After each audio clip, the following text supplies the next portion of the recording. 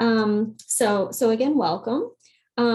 You should be able to see closed captioning. Please send Sarah Spires or I a message if you're having any trouble with that. So before we get started with today's webinar, I just want to give a little bit of information about our next two NRC FAHE upcoming webinars. So first, our October webinar will be Thursday, October 14th at 11 a.m. Pacific, which is 2 Eastern time. And the presenters will be Dr. Denisha Carley from Alameda County Social Service Agency and Dr. Lauren Ford from the San Mateo Community College District. And they'll be doing a presentation entitled Humanizing and Healing Centered Practices to Support Foster Care Alumni in Higher Education. And then our November webinar will be a little bit different. It'll be an hour and a half long, Tuesday, November 9th at 12:30 to 2 Pacific, 3:30 to 5 Eastern. And this meeting will be an opportunity to learn about the National Conference for Engaged Scholarship on Hidden College Populations from Dr. Carrie Kearney at Oklahoma State. And it's also an opportunity for our NRC FAHE members to check in about how NRC FAHE is meeting the needs of our members. So please, we encourage you to join us for that. Okay, so our presenter today, before I introduce our presenter today, I just want to say that how things will work was our presenter will present for about anywhere from 30 to 35 to 45 minutes. And then we'll save some time at the end for Q&A. So as I said, as we go, please just type your questions into the chat box and we will answer those at the end of the presentation. Okay, so our presenter today is Dr. Regina Gavin Williams. She's an assistant professor in the counseling education program at the North Carolina Central University School of Education. And her presentation today will be entitled Students That Are Reaching Success, S.T.A.R.S, a college and career readiness program for adolescents in foster care. So Regina, I'll hand it over to you. Awesome. Thank you very much, Amy. It's so great to be here with all of you this afternoon. Thank you for joining me. I'm going to go ahead and share my screen with my PowerPoint so that we can get started.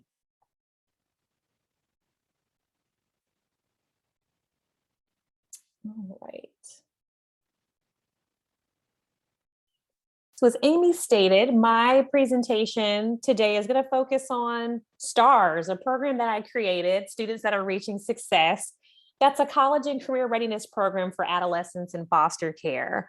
It's something that's near and dear to my heart because I spent a lot of time working in the field on the clinical mental health side in helping adolescents who were aging out of the foster care system and thinking of next steps. So along with that, I spent some time working in college access that really informed my ability to think about what interventions would be most supportive or helpful for, in this particular case, foster care adolescents, a very underserved population with achieving appropriate access and decision-making to post-secondary educational opportunities and careers. And so thus S.T.A.R.S was born. So I'm going to walk you through the study that I did a few years ago related to that so that you can get an idea of all the moving parts. And I'll talk a little bit about what that looks like. But first and foremost, I wanted to do just a fun little giveaway to our audience today. So I'm going to give away a copy of the Black Foster Youth Handbook. This was written by a mentee of mine, Angela Kiata Banks, and she wrote about 50 lessons learned to successfully age out of foster care and holistically heal.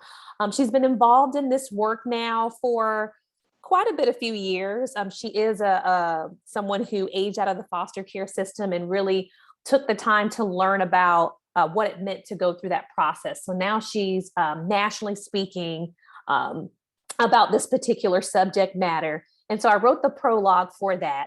So I wanted to give this giveaway to the first person to quote unquote arrive. And I have that written as, and please correct me if I'm wrong or if I say your name wrong, Brenna Shar or Share. If you're here still, I would like to give you a copy of this. So if you can just stay a little bit afterwards, I'll get your address and send you over a copy. Yay, it's Bryna Share. I'm very excited. Bryna, awesome, Yay. Bryna, great. And I will inform you all about how to get a copy of it if you see it as a valuable resource. And I would say it really is a valuable resource, and it really connects to what I'm going to talk about today.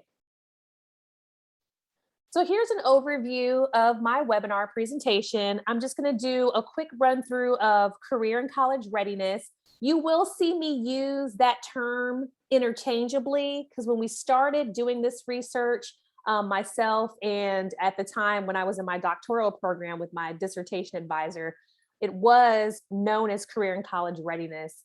And that has since morphed over time into college and career readiness. So you'll see me use that interchangeably here because at the time when I did this study, it was still career and college readiness.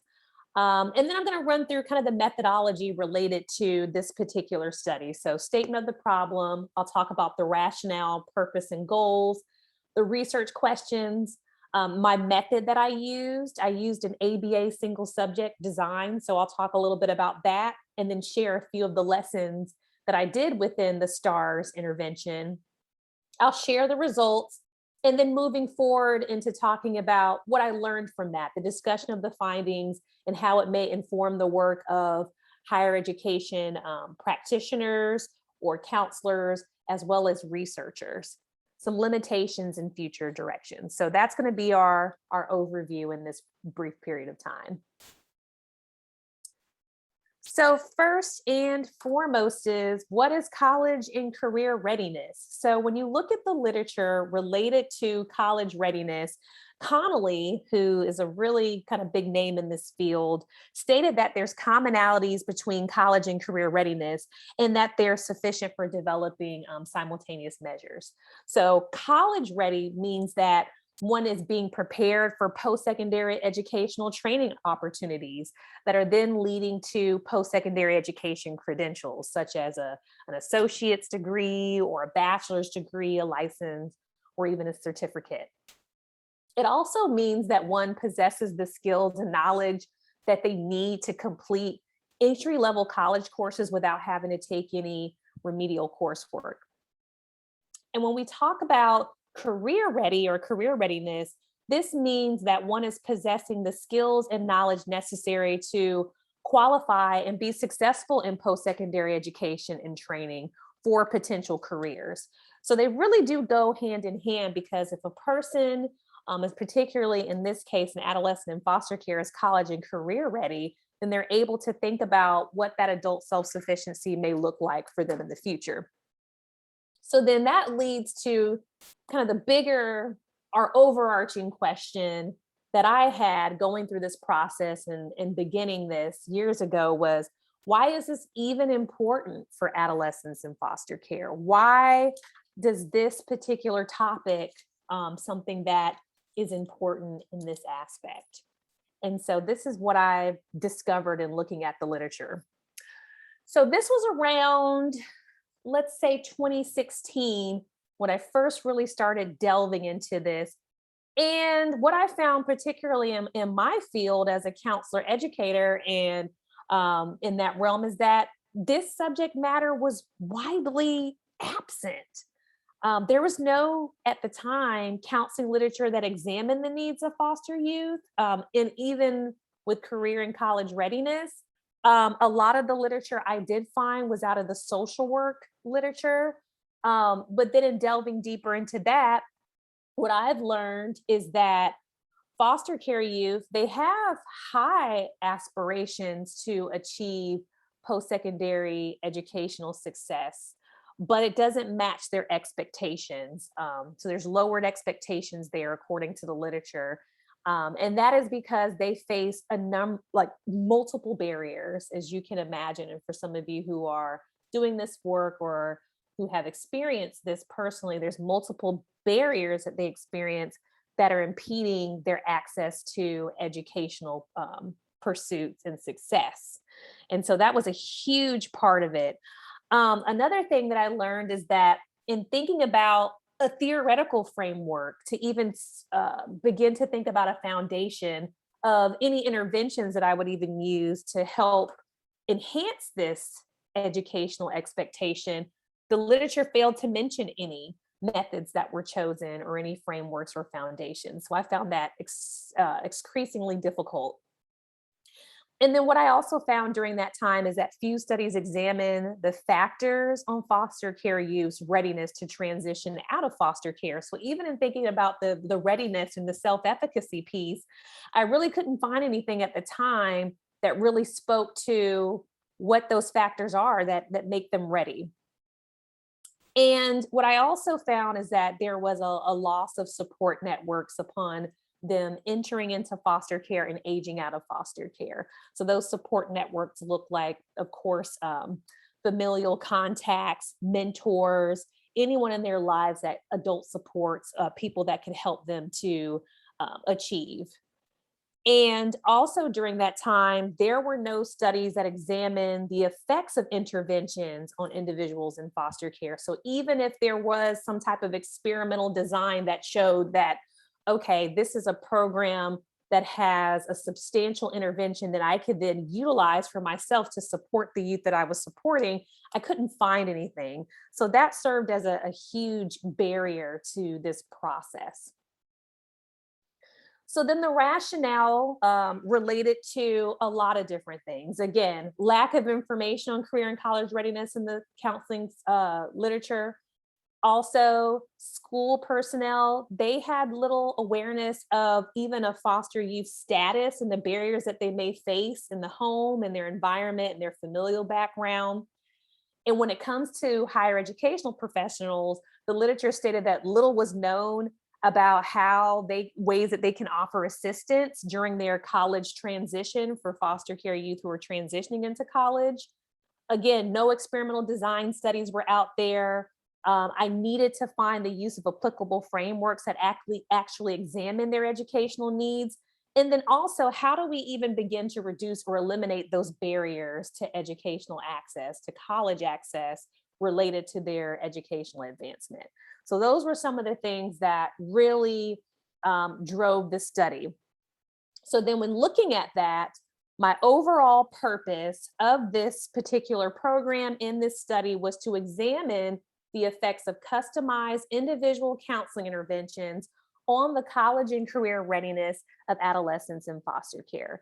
So with that, I had two kind of things in mind with the youth that I was setting out to work with. I wanted to encourage them to be both proactive and self-sufficient in their educational development process. And I also wanted to truly think about how I can develop those customized interventions that are going to be built and modified to meet the specific needs of the individual. Because another thing that the research says is everyone's kind of experiences can be different. And what they need, the support that they need could vary. So it was very important for me to customize what those interventions looked like in order to best support the person as opposed to kind of lumping everyone in one group. So then the goals of the study were 4 points. One, I wanted to provide effective career and college readiness interventions to individuals in this population. Two, it was very important for me to get the knowledge out there to other practitioners, to other researchers, to expand this body of knowledge related to career and college readiness, self-efficacy of foster care youth in the counseling literature. And also another important piece was enhancing the educational development of foster care youth by using applicable conceptual frameworks that I was familiar with that could be valuable foundations to really understand the context of this kind of educational services that we could provide to support them in their educational pursuits. And then last, but certainly not least, promoting the post-secondary educational attainment to enhance foster care youth's post-secondary educational expectations. So again, changing that from the aspirations, we want those expectations to meet those high aspirations. So that was something that was very important for me to achieve during this process. So then here were my research questions that I looked at. First of all, it was hypothesized for me that each participant's career and college readiness self-efficacy would be improved through my S.T.A.R.S program or through my customized individual counseling intervention program. So my research questions were, what is the effect of the customized individual counseling intervention on their college knowledge self-efficacy of participants across the treatment and withdrawal phases? And I'll kind of talk about those, what that means, what the college knowledge self-efficacy means. Also, what is the effect of the customized individual counseling intervention on the positive personal characteristic self-efficacy of participants across the treatment and withdrawal phase? Also looking at the effect of the academic competence self-efficacy of participants across the treatment and withdrawal phase. And then the fourth thing I wanted to look at was the effect of the potential to achieve future goal self-efficacy of participants across those withdrawal and treatment and withdrawal phases. So I'm going to talk a little bit about the method that I used.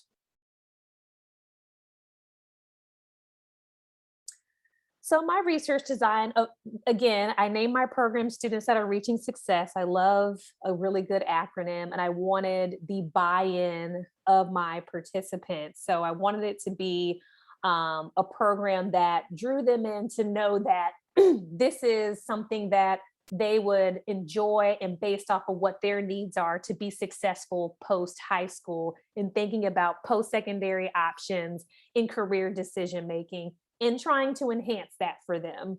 So what I did was, again, it was an intervention program, and I wanted to customize those interventions to address their career and college readiness self-efficacy. So that served as the independent variable. And I did that over the course of 10 weeks, which I will show you. And so the design that I used was an N=1 ABA single subject experimental design, and it was replicated 3 times. So essentially with experimental designs, a single case or single subject experimental designs, you only really need one subject. The reason why my program had more than one is because research shows that having at least 3 can kind of show more generalizability to look at across participants. And of course, too, I wanted to also combat against attrition, because I did start out with 4 participants and 1 participant left the study because she decided to leave foster care. And that is a typical situation that could happen. Decided to leave, didn't want anything to do with the system and people telling her what to do. Then it was just a lot of pressure. So she decided to leave. At that point, she was 18 and decided to leave the system. And so I chose participants and I had at least 3. So I replicated it 3 times. So here again, I'm looking at each individual participant in their self-efficacy related to career and college readiness, even though they're in this group together. So even if they're participating in this program, I'm working with them individually to customize their needs. And so I'll talk a little bit more about what that looks like.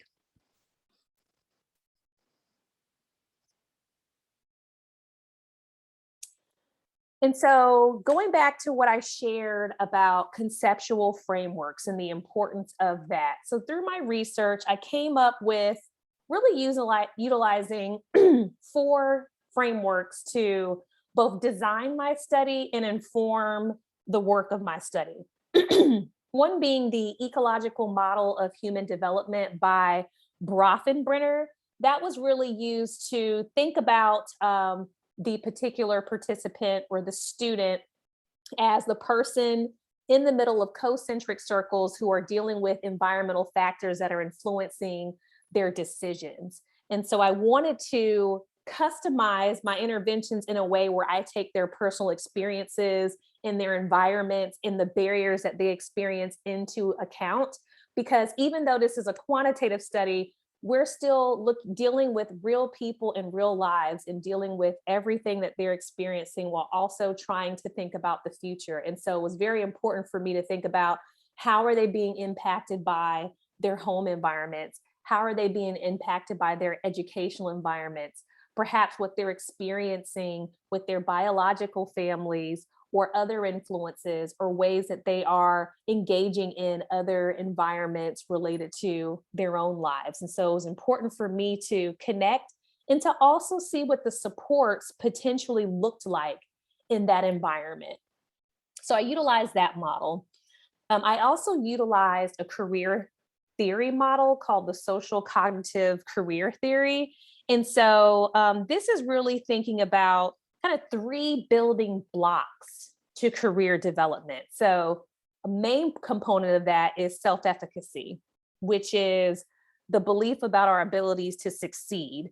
And so here specifically, I'm looking at the career and college readiness self-efficacy of each participant. So their ability to succeed related to career and college readiness. And so it also looks at outcome expectations, which is beliefs about the outcome of a particular behavior. And then something that's very important, I believe, are looking at the 3rd building block, which is personal goals, the determination to engage in a particular activity or to affect a particular outcome. So that really helped to inform and help me to create the interventions. And it also helped me to get them to think about how they're going to better develop their post-secondary aspirations. The 3rd building block that I used was something called cognitive information processing approach. And this is probably one of my favorite career theories. It was created from theorists out of Florida State University. And the CIP approach, the way I like to look at it as what they say is you give a person a fish, they eat for a day. You teach them how to fish and they eat for a lifetime. So if you translate that to here, you're looking at enhancing the career problem solving and decision making skills of an individual that will persist throughout a lifetime. So it was very important for me to teach them career decision making skills that were going to help them even after the study was completed. Because there's nothing worse than to come in as someone who is working with a group, is particularly a vulnerable population, for a short period of time and say, that's it, good luck, you're on your own. What I wanted to do was leave them with appropriate skills and resources and supports that could persist with them throughout a lifetime. So some of the tools that I used, which CIP has a lot of different handouts and worksheets. So if you're not familiar with CIP, check out the Florida State website. There's a lot of information there, but there's career resources and handouts related to that. So I use something called the individual learning plan. So each participant had an individual learning plan, and I'll show you an example of one in just a moment. And also, just from a secondary standpoint, I also used a component of the American School Counselor Association model, or ASCA model. It was used to provide appropriate direct services for foster care youth through identifying interventions that could be given in the school setting, but also useful in an alternate environment. So even though I didn't see them in the school environment, I saw them outside of the school environment. I wanted to be able to use that individual student planning component in order to help them best create individual counseling interventions that were helpful to them. All right, so here's just a snapshot of the participants that I worked with. All the participants attended a voluntary state-funded, county-administered program that was offered through a Department of Social Services in a southeastern city. So I partnered with this program that really looked at how to help adolescents, so about 13 to age 19, even those who are about 21 who've been through the program can decide to still use the resources. But the program itself really tried to help prepare these adolescents for adult self-sufficiency, life out of foster care. And what does that look like? And so I had 3 participants, two that identified as African-American and one that identified as biracial. So she was white and African-American. 2 were seniors in high school. 1 was in the 10th grade. You can see their kind of GPAs listed there and their expected graduation dates as well.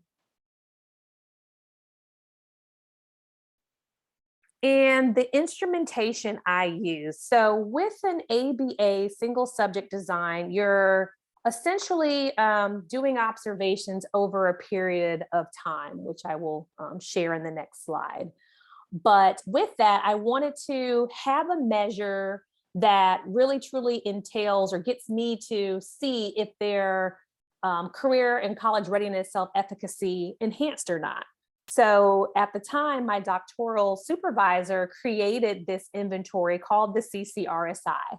And it was a measure of respondents' belief of their readiness to begin studies in a career pathway or preparedness for success in an entry-level post-secondary education setting. So it was 14 questions given on a Likert scale where participants would answer in order for us to look at 4 defining factors as our dependent variable. So looking at college knowledge. So essentially, do they have the knowledge to know what it's like to understand the college environment, to do well in the college environment? What does the college environment look like? What does it mean to be successful in college? What does it mean to apply for college, to have the correct, to have appropriate finances and be admitted into college? All of the things you can think of when it comes to best preparing to enter post-secondary education. Another factor we looked at was positive personal characteristics. So did they feel that they possessed the positive personal characteristics to be successful in their pursuit of college and career readiness? Academic competence. So these are things such as on their level, their secondary level, do they know how to study appropriately? Do they know how to appropriately read a textbook and understand the concepts related to what they read? Things of that nature. So looking at what the academic competence were for them at their level in high school. And did they have a belief in their potential to achieve future goals?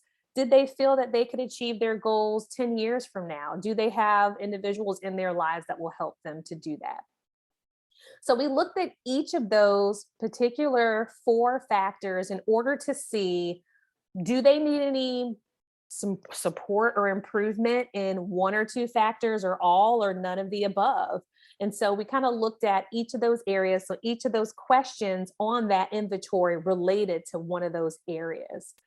Another instrument that I used at the very end was something called the attitude towards treatment, or ATT. And so this was me getting feedback from them and assessing their attitudes about whether they feel the intervention, the S.T.A.R.S program, was valuable to them or not. Did it help them at all? And so I want to show you just what questions are on the CCRSI. And I also want to make a note here that if anybody wants a copy of the manual related to the CCRSI, to email me. I've been given permission by the author to share that as long as it's requested and we kind of notate who has it. So if you'd like a copy, I'll share my email at the end so that you can have the manual that kind of explains the validity and reliability of the instrument and how to utilize it. So essentially, I had participants take the CCRSI over a number of weeks electronically via Qualtrics, and I wanted them to inform me about their beliefs about education beyond high school and the future. And I let them know there's no right or wrong answers, but I wanted them to answer every question and answer it on a scale of 1 to 5. So 1 being disagree, 5 being strongly agree. So for example, some of those questions that I mentioned, like I know how to read a textbook successfully. I know how to prepare for a test successfully. I know how much pay for someone's work it takes to make a good living. I have confidence in being able to live a good life 10 years from now. I believe I have the potential to succeed in the right post-high school education situation. I know how to get the post-high school information I need. I know how to get the financial aid needed for post-high school education. So again, they took all of these and I was able to then look at those factors to see, what areas they may need the most support. So let's look at that. So this is the data collection. So here we have the baseline. I would say, just a sidebar, I did work with a statistician to help me design my data analysis appropriately, because it was very important for me, not as a high quant person, to have someone to be able to help me analyze the data, which I'll discuss. But what we determined is that in order to have an effective baseline, we needed to do it over the course of at least 2 weeks, where they're taking the CCRSI at least 4 times. So during that time, I met with participants, I collected consent forms, I administered the CCRSI electronically in order to gain pre-test data. So I wanted to see, before we even introduced S.T.A.R.S and any of the interventions, I wanted to see where they were currently. I gave them a self-monitoring guide so that they knew when specifically they needed to take the CCRSI. Now, granted, still that came with a lot of reminders and sometimes even, calling and making sure they did it on the spot. So we did that. And then again, I had them take it 3 more times, the CCRSI, over the course of the 2 weeks. So a total of 4 times to establish that baseline, to see where they were before we introduced any treatment. Then the treatment phase B started during week 3. And that's when I set up my kind of individual meetings. I got acquainted with them. I reviewed the results of the CCRSI pretest with them to kind of share, okay, well, according to these results, you're a little bit lower in the area of academic competence, or you're a little bit lower in the area of college knowledge, self-efficacy. These are the areas that I really want us to focus on in order to improve that. How do you feel about it, et cetera, what have you? And really getting their buy-in in that piece. I had them complete a demographic survey, and I had them complete an individual learning plan, which I'll show an example of. I administered the CCRSI again and had them complete it 1 more time during the week. So every week they took the CCRSI at least a couple of times. And then every week for weeks 4 through 8, we sat down for at least an hour. Sometimes it ran over, to have an individual session with each participant based off of the goals that they created on that ILP. And I had them take the CCRSI again weekly and once more during the week. I gave them homework assignments weekly. And I also, at the very end, I gave them that ATT during week 8. And then I disseminated another self-monitoring guide for the withdrawal phase. So during the withdrawal phase, again, we wanted to do it over a 2-week period and have them take the CCRSI 4 times. And what that really did for us was to see, after we take away the intervention, does what we did what we share with them, did what we go over stick? Did it help? Did it continue to enhance or improve their career and college readiness, self-efficacy through those 4 factors? And that's what we wanted to know.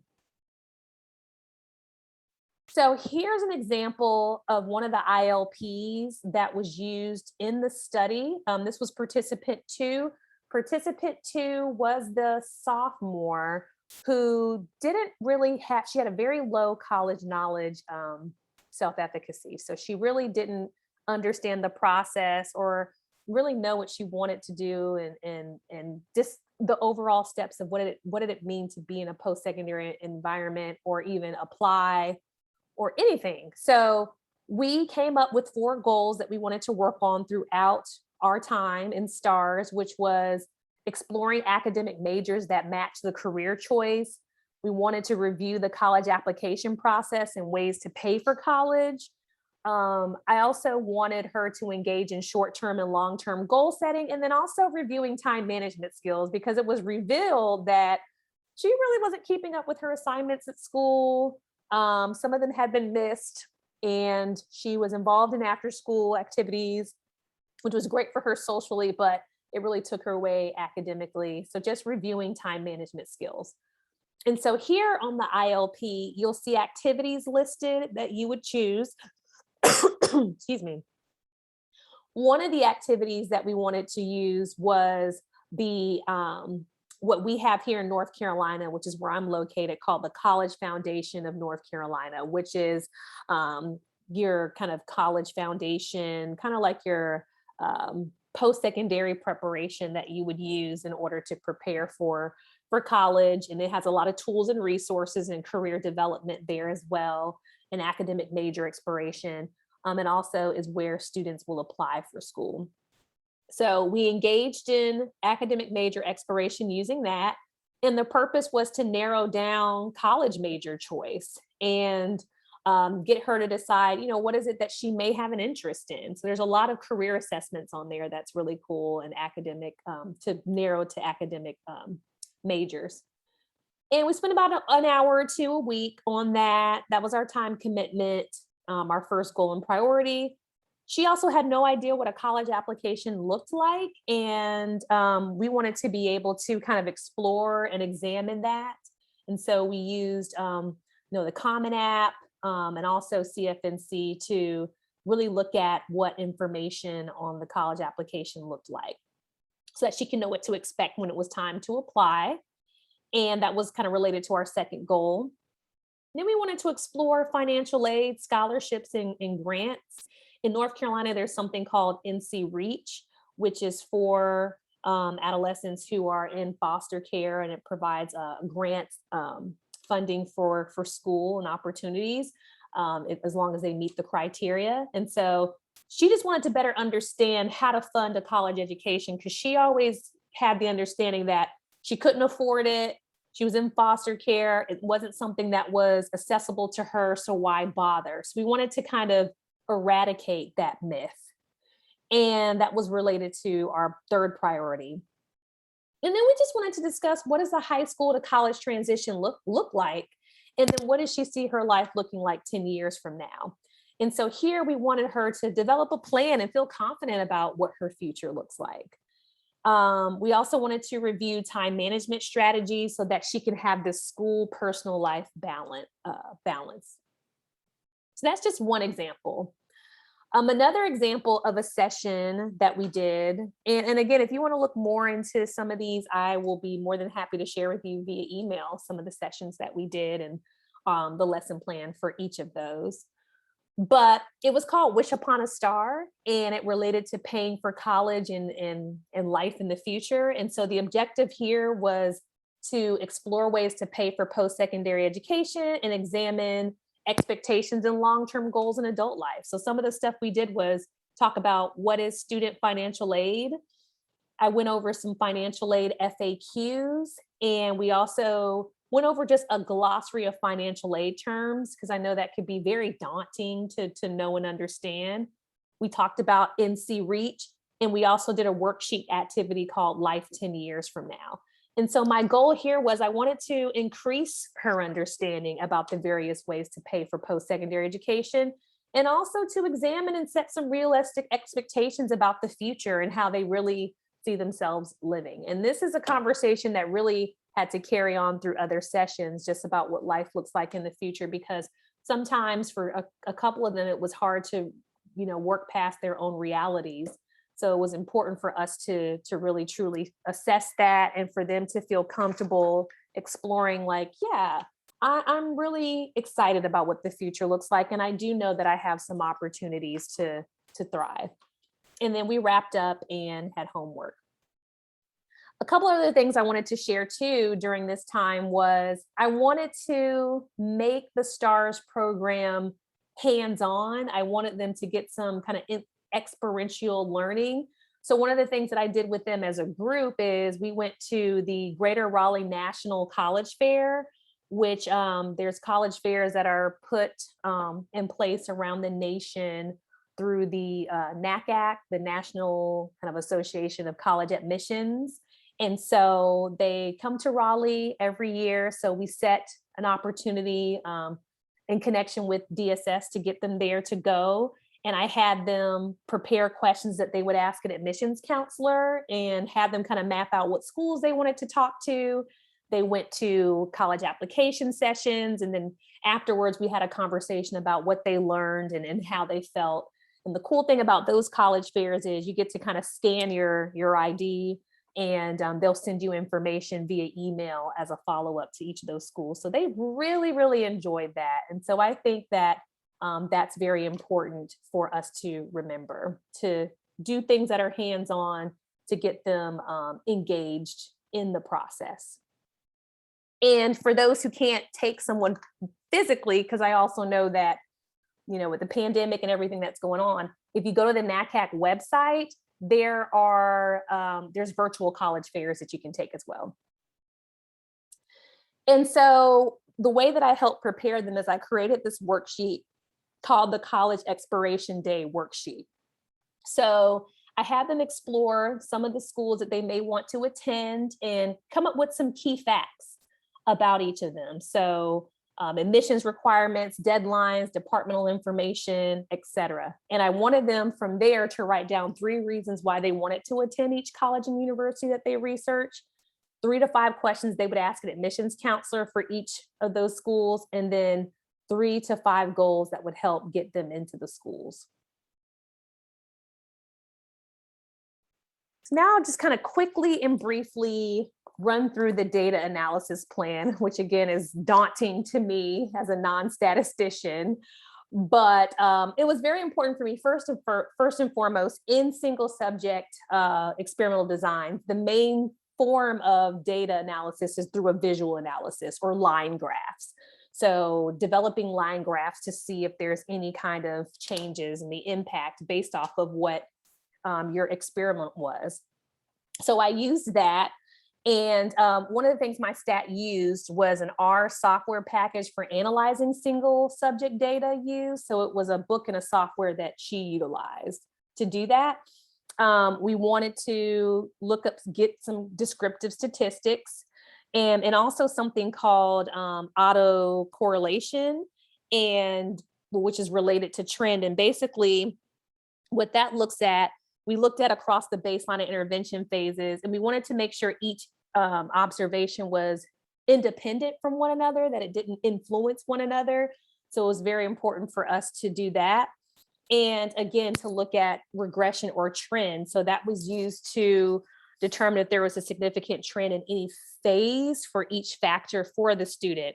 So if there was any significant trend in any phase, then standard parametric methods cannot be used. And so we had some trend here, and we were able to use a parametric analysis or a non-parametric method because of the fact that we did have some significant trend. So then the type of statistical analysis she used was something called the robust conservative dual criteria, or what's called RCDC.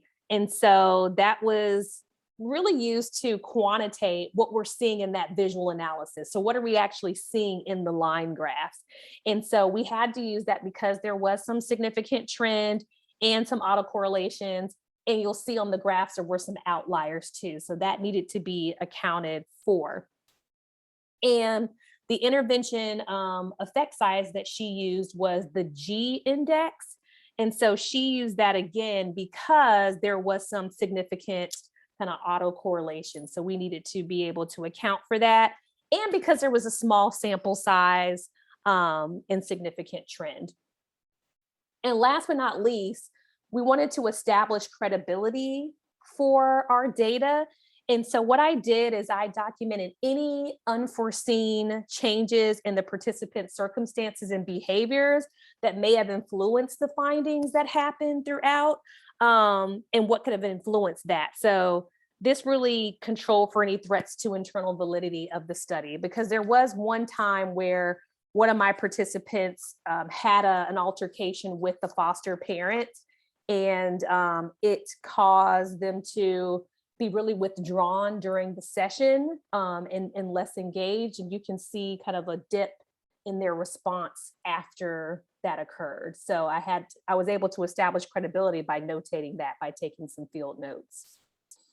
And so this just goes into a little bit more detail about each of those. I won't go into significant detail, but it's basically what I shared on the previous slide.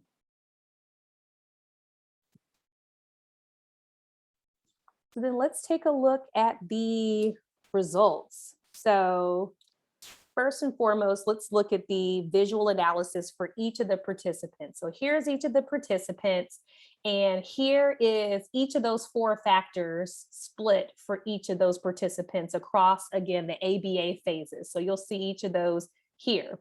And what we saw with participant 1 is that there was very little variation in all phases and factors.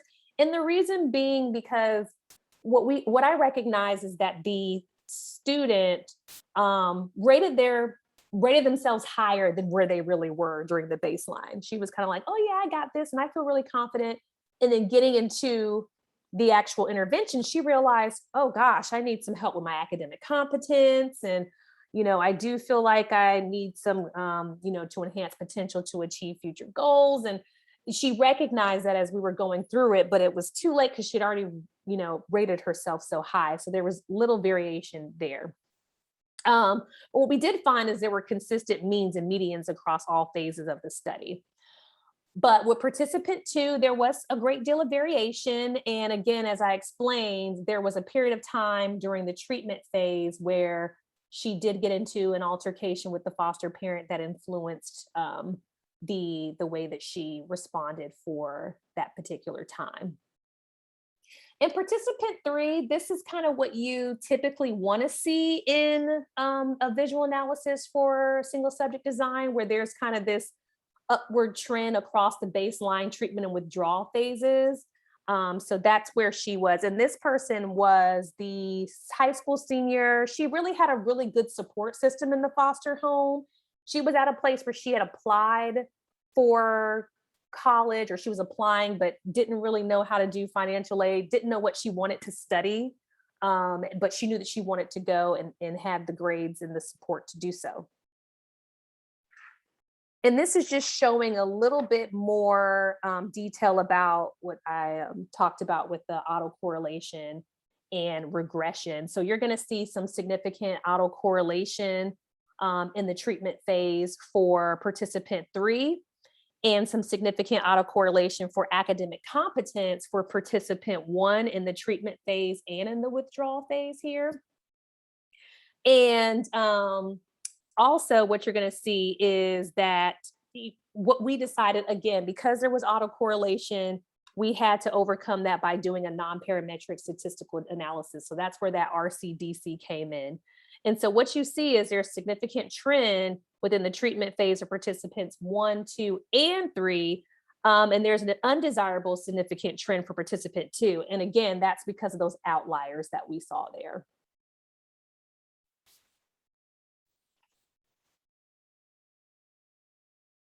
And this is just showing the RCDC. So these are the key findings that were found between the baseline to treatment phase. So what we found for participant 1, that there was significant, mostly improvement in academic competence. For participant 2, the score improvements were through college knowledge and academic competence across all factors. And for participant 3, we saw significant score improvement for positive personal characteristics, academic competence, and other factors. And these are the effect sizes for each of the participants. So what we're seeing here is fairly good. We had large effect sizes, large to medium for participants 2 and 3. So wanted to make sure to share that. And these are each of the areas that they had either large competence or large to medium.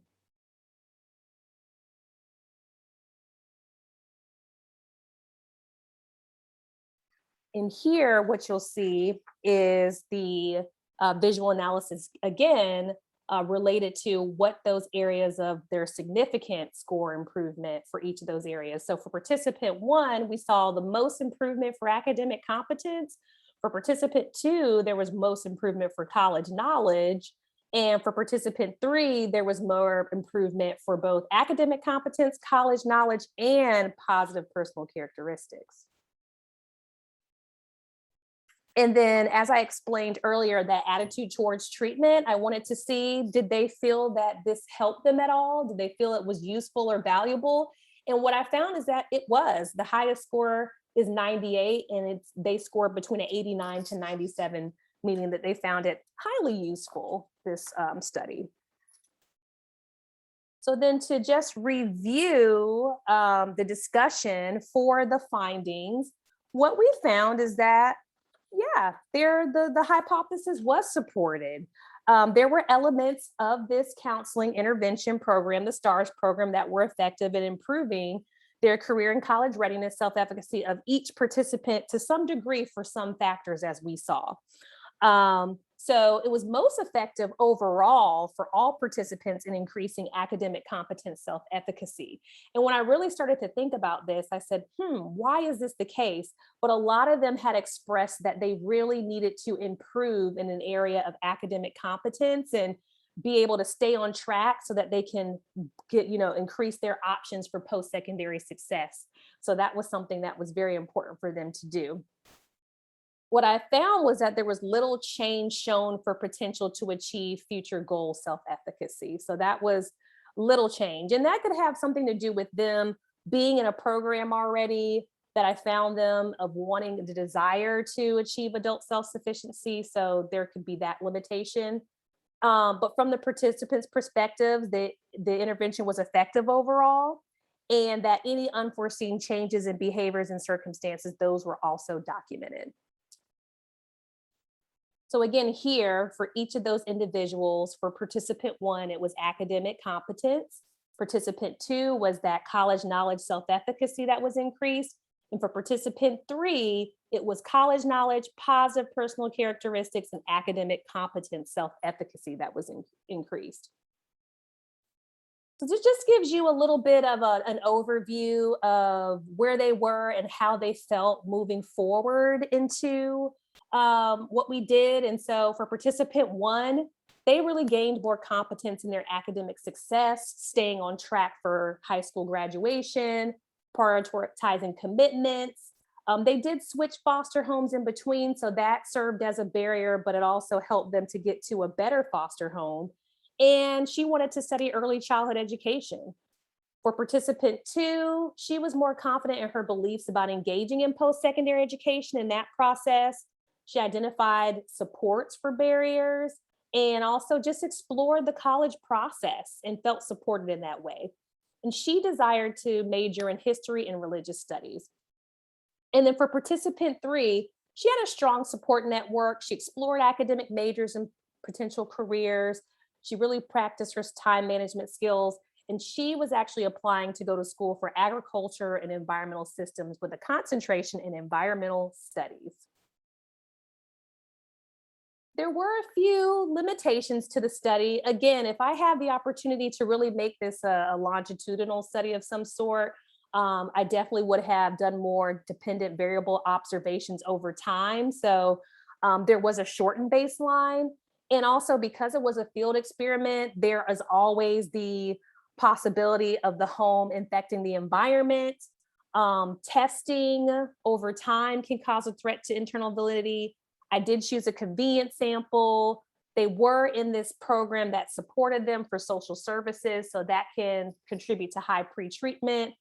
And sometimes they didn't take the assessment on time, so they had to take it twice in one day. And we also had some time constraints and restrictions on contact with professionals. So these are just some brief recommendations moving forward of what practitioners can do if you're working with adolescents who are aging out of foster care. One being making sure to create and customize intervention according to their individual needs. And you can do that too by using any kind of advisement or appraisal strategies that evaluate their interest and their skills and ability. Make sure to provide support in educational programming. Because at this stage, there may be legal guardians involved. Really make sure that them and the student has access to the educational records. Sometimes social workers will set up these monthly child and family team meetings. If you are invited, please attend.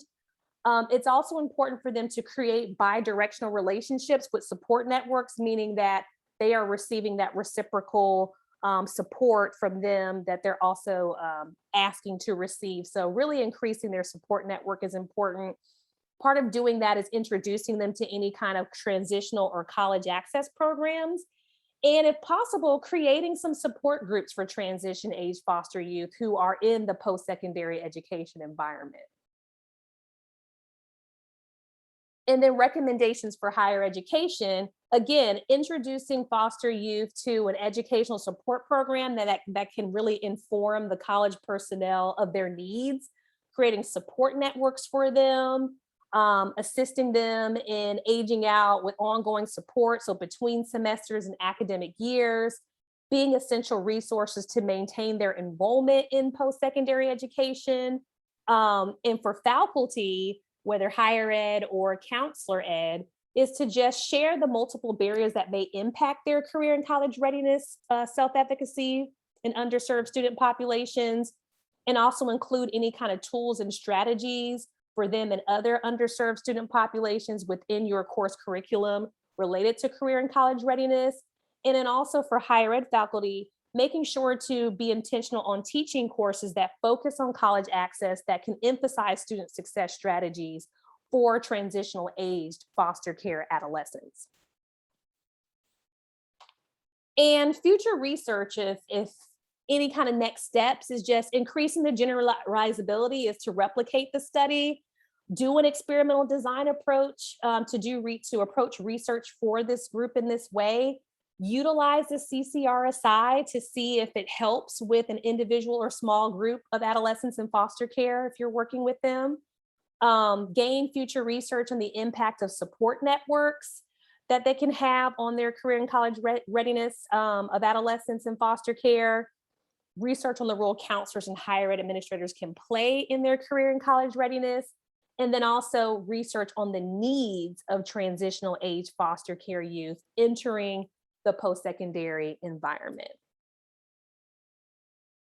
So in closing, it takes a village to raise a child. And what I mean is an age-old African proverb that means that it really takes a whole village, a support network. It's a communal effort to help adolescents aging out of foster care with adult self-sufficiency and their personal and educational success. So it really does take all of us to gain that support. I know we're getting out of time, so I will share the slides here with the network regarding some resources, one being the Black Foster Youth Handbook and another being some additional resources I've listed here in case you're interested in doing more research related to this particular area. And if we do have time for questions, I'll leave this here. If not, definitely feel free to email me here at rwill233@nccu.edu if you'd like to connect further about this, or if you need any of the resources that I discussed, I'll be more than happy to share it. Thank you. Okay, thank you, Regina. Thanks so much for your presentation. I appreciate having you here today. Unfortunately, we don't have time for Q&A at this point, but please, as Regina said, please feel free to email her at her email address here on the screen. And also, we will be posting a recording of this webinar along with all the other webinars that we've had for the NRC FAAG on our website in the next couple of days.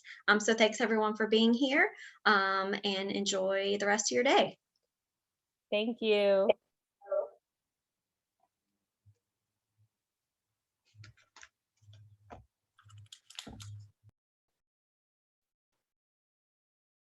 And Brian, I did want to